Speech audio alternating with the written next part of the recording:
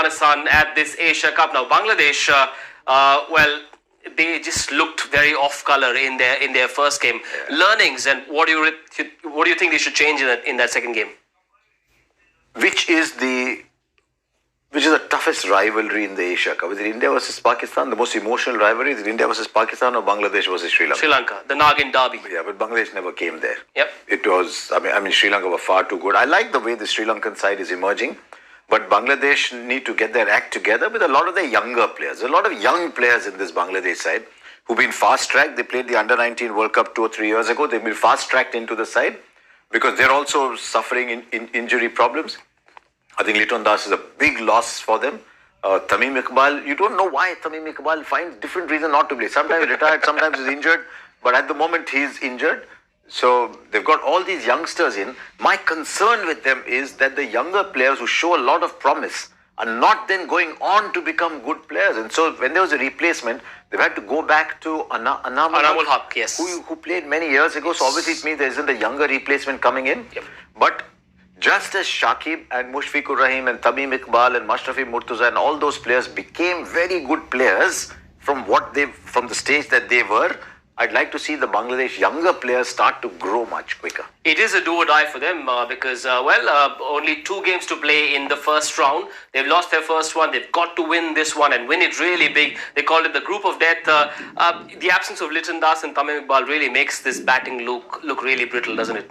Add Mahmudullah as well. I think he was somebody who was the mainstay of the middle order. So if you do look at their team, 3 of their key players are not around. Mahmudullah definitely not part of the squad at all or in the running for the World Cup. The rest of the team have been pretty solid. They had a really good run in the World Cup in the T20 because they found a way to win league matches as well, which they hadn't for a long time. So they are a team which you will hope will do well in the World Cup because they know the conditions better than a lot of other countries. But I do feel at this point of time, Afghanistan is playing slightly better cricket than them.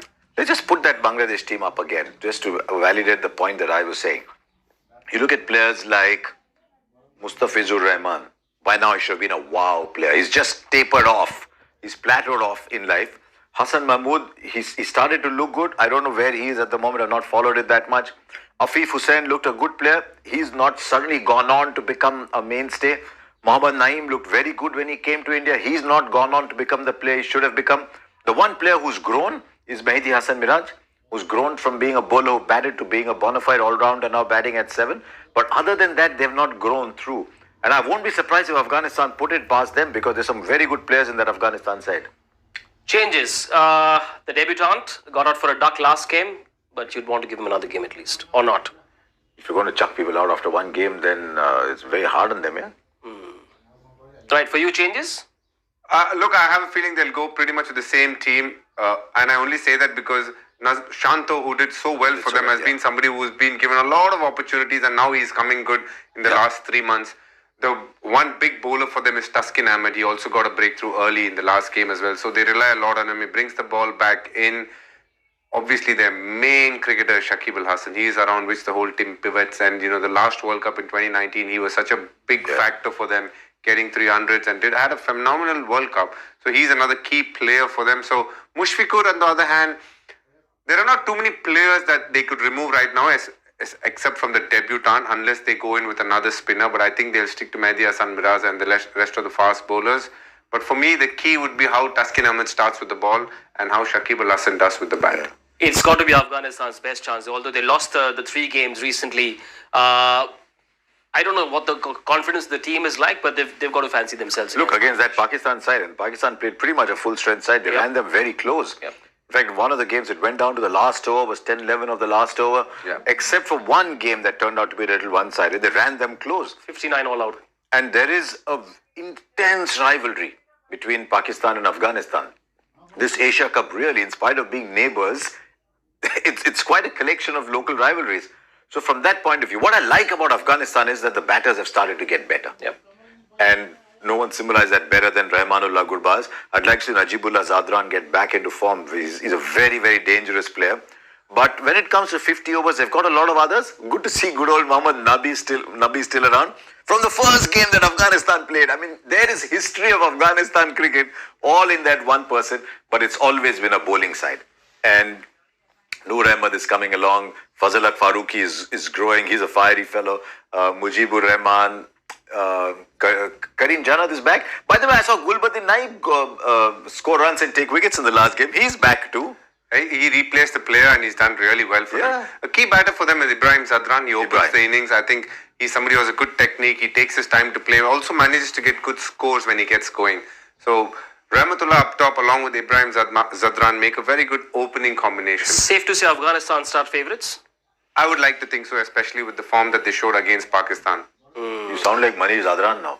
No, sir. I'm just learning pronunciations from you. Now that you enjoy rattling off these names. No, the greatest names in cricket come from Afghanistan.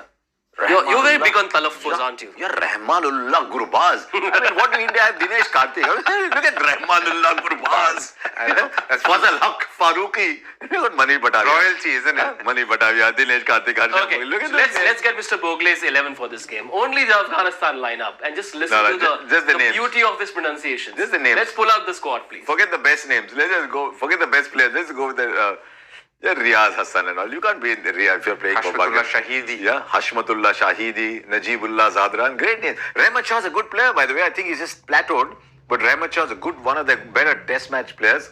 Kareem Jannat. I don't know if it's Jannat or Jannat, but he's an all-rounder who's done really well. And he can in top fact, the I world. remember he had come for the KKR trials as well. We had a look at him. So he's obviously done well enough in franchisee leagues for other teams to look at him. So here is a team who have obviously been hastily cobbled together at the start of the international cricket, but have grown in stature over the last few years, and they've really become a force to reckon with. If they don't cause a couple of upsets in this World Cup, they should be very disappointed with themselves. Quick confirmation of why this game is so important for Bangladesh. Let's take a look at the points table. Well, actually, let's just avoid the points table. We've had enough mathematics on the show already. points table, that's not mathematics. It's a table. That's not mathematics. It's okay. Let's just see your pretty faces and hear you guys talk. Player to watch out for. One each. How do you look beyond Rashid Khan? But I tell you what I liked with Mujib Zadran, he scored runs last time. Against Pakistan, one of the games he scored runs too, which means he's growing. I think they're a big partnership and he scored runs in there. So I'm going with Mujib Zadran because he does a difficult job of bowling with a new ball and he started scoring runs at the end. DK. For me, Mohammad Nabi, I think he has a good matchup against the Bangladeshi left-handers, and the fact that he can add valuable runs in that middle of the order, bats 5 and 6, plays a critical role for them. Now that Mr. Bogle has asked for the points table, we might as well do it. We can't upset him. Look, he's a senior member of our family. So if our graphics person is going to be kind enough, let's just show him the points table. He loves numbers. Let's put it up. It will come. No. It will come. Don't worry. It will come. It will come. Till then you can ask us. There it comes.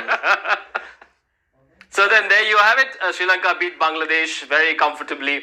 Afghanistan are coming off a series lost. Bangladesh, well, if they don't win, it's going to be curtains, and then we see them at the World Cup. Suppose Bangladesh beat Afghanistan. Net run rate. And then Sri Lanka beat, you'll get a... See, in 3-game tournament, the net run rate will come in. Most times net run rate will come in.